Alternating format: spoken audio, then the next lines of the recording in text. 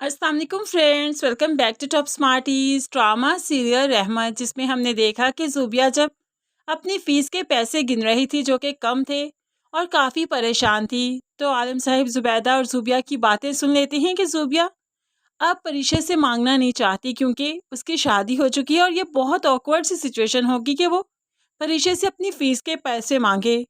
अब आलिम साहिब काफ़ी शर्मिंदा हुए, आगे बढ़कर बेटी से कहने लगे, अगर पैसे कम हैं तो मुझसे ले लो ना, मैं दे देता हूँ। लेकिन ज़ूबिया कहने लगी, नहीं नहीं अब्बू, मुझे याद आ गया, मेरे 2 बच्चों की फ़ीस अभी आने वाली है, वो आ गई तो पैसे पूरे हो जाएंगे, आपसे नहीं ले सकती। अब यहाँ पर ये कहते हुए ज़ूबिया यहाँ से चली गई और आलिम साहिब शर्मिंदगी के आलम में खड़े सोचते रह गए कि उन्होंने कभी बच्चियों से और ज़ुबैदा से उनकी ज़रूरियात के बारे में पूछा ही नहीं, हालांकि कितनी ज़रूरियात हुआ करती हैं ना। अब आलिम साहिब शर्मिंदा हैं कि काश वो बेटियों को भी बेटों के जैसे ही पालते।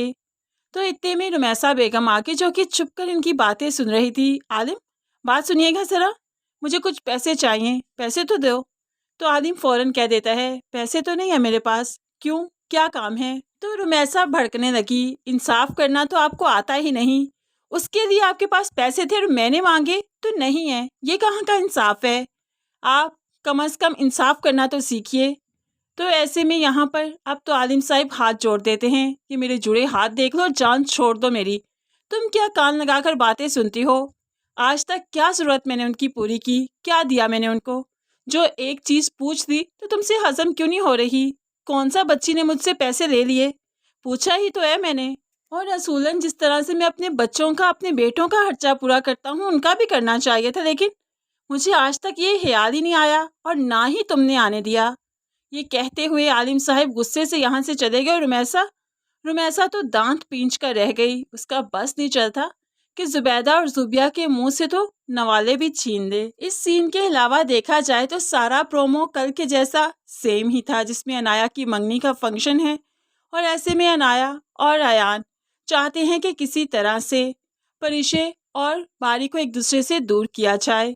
खैर यहाँ पर अयान खड़ा बातें कर रहा था, जो कि शगुफ्ता बेगम ने देख लिया। परिशय से बातें कर रहा था तो शगुफ्ता बेगम को अच्छा नहीं लगा, आगे आकर पूछने लगी, क्या बात है अयान, कुछ चाहिए क्या? तो अयान फौरन से इनकार करता है, नहीं, बस इनको खड़ा देखा तो बातें करने लगा, क्यों, कोई इशू है क्या?